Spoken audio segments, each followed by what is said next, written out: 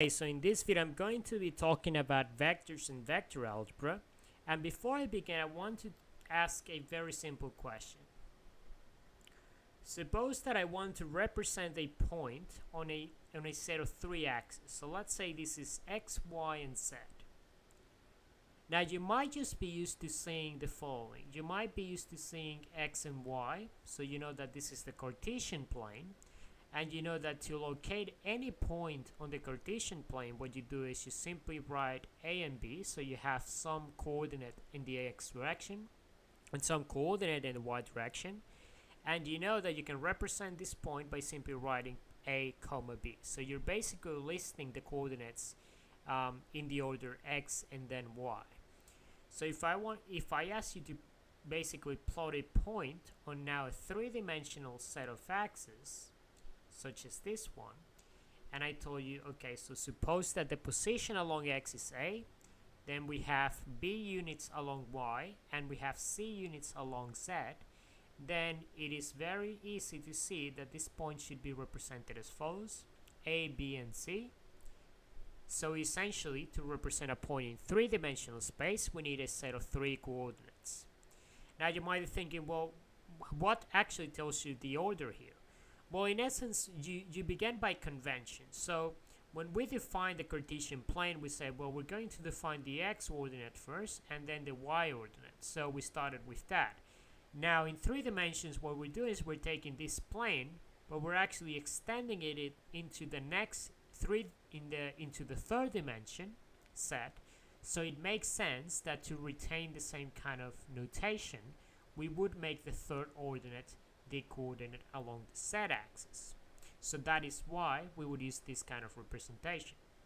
Now, what if I told you, okay, let's represent this point, but let's say there's had to be some way that we can measure the distance from the origin, right? So if we want to measure the distance from 0 to that point A and B, there has to be some formula. And surely enough, if you remember Pythagoras theorem, you know that this is simply a triangle. You have some angle here, and you know that the hypotenuse, which would be in this case just the distance between the origin and the point P, you know that the distance formula is going to be the square root of your x coordinate. So in this case you have your, let's say, x2 minus x1. So this is your end point along x, this is your starting point, squared, plus y2 minus y1. So basically you have your end point minus your starting point, and this should give you the distance between any 2 points. So I'm gonna generalize this to any 2 points, but if we take it from the origin and if we take those 2 points here, then you know that the distance is simply going to be a squared plus b squared. And similarly, if I told you let's represent this angle, so let's find an angle in terms of those two numbers a and b, then what would we do? Well, we know that this side here is going to have length b, and this side here is going to have length a. So it makes sense that if we use tangent of theta, we have opposite over hypotenuse, or simply rise over run. And then theta is simply going to be arctan, or the inverse of tan, b over a. So this will give us the angle.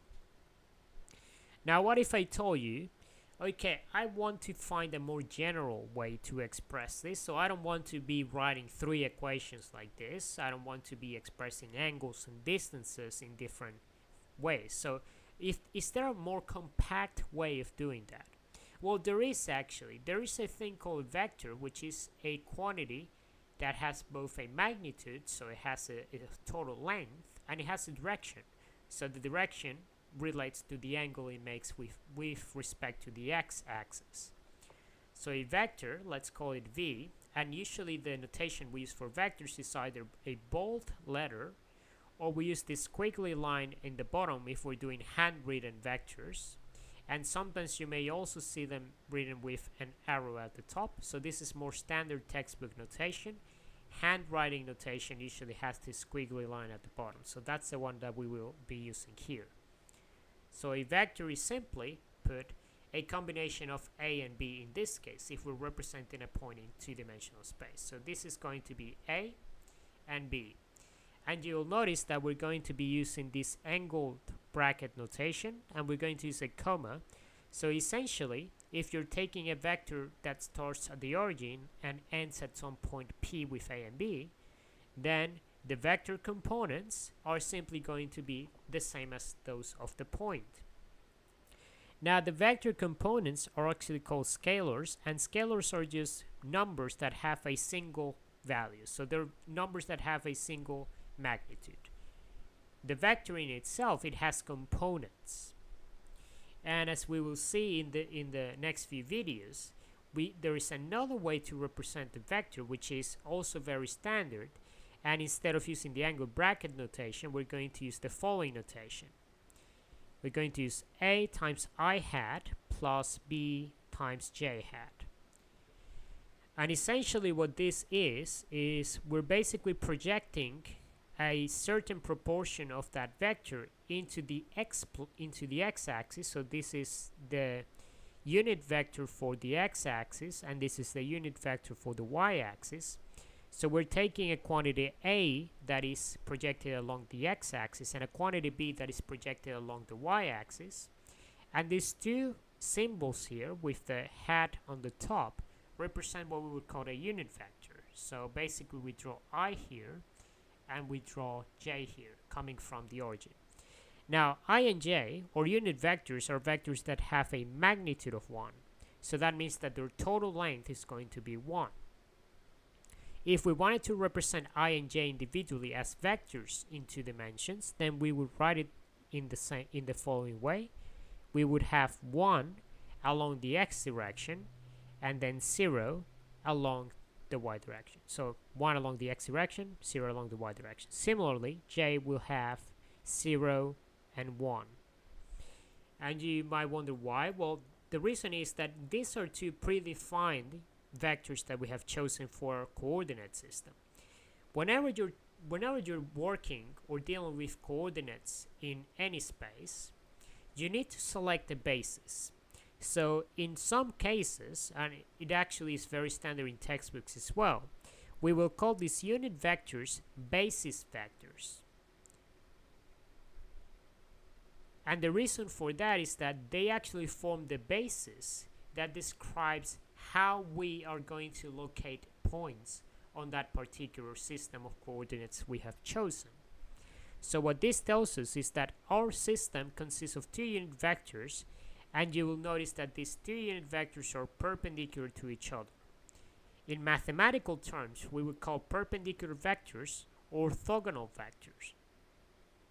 When orthogonal really just means perpendicular, but orthogonal extends this to higher dimensions, where geometry becomes so abstract we cannot actually visualize it. So that's something that we'll cover later on as well. Okay, so we have discussed that vectors have a magnitude and have a direction. So what would we do in a case like this? Well, in the similar way, we will define 3 unit vectors. So we have I still pointing in the x direction, we have J in the y direction, and now we choose another unit vector, and we usually call this one K, which points along the z-axis.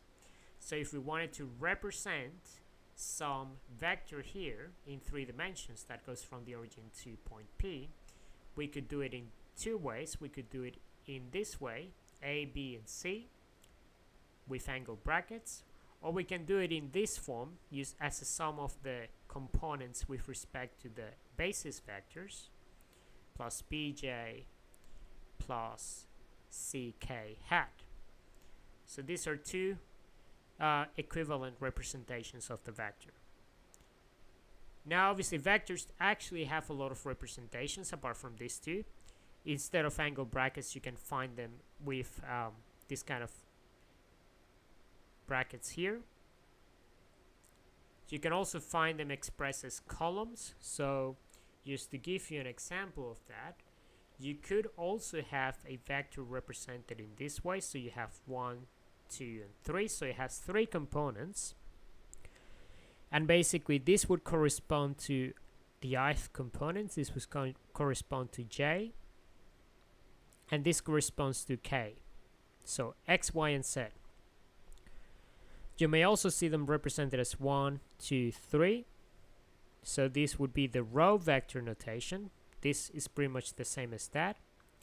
And there is actually an operation, if you have done any linear algebra before, called the transpose, which essentially transforms a row of elements into a column of elements, and vice versa. If we apply the transpose to this vector, we will essentially just be transforming this whole column into a row vector. So those are some of the basic properties. Now, at the beginning of this video, I talked about the distance formula, and there's a very special reason why I did that. So let me just get rid of this here a little bit, and I'm going to show you why I did that. Now, obviously, the vector needs a length. So how do we characterize the length of a vector? Well, we normally use double bars like this. So this represents the magnitude of the vector. And it should be clear that if we're doing a vector from 0 to some point A and B, that the length of the vector is just going to be the hypotenuse of the triangle created by those 2 points on the xy plane. So this would just be the square sum of its elements. And now if we wanted to define an angle with respect to the horizontal, well, we would just use arctan B over A. So that's a really, really interesting representation of vectors. And that is something that we will be using quite a lot in here, because these two quantities are of particular importance when solving problems involving vector quantities. So things that have forces, velocities, acceleration will always be reverting back to this kind of concept here. And in the next video, what we're going to do is we're going to extend this concept. We're going to do some examples using vectors, and then we're going to extend a little bit more of our knowledge with respect to unit vectors, how to find unit vectors, and some more operations between vectors. So in the next video, we're going to continue with this discussion and introduce some new very interesting properties.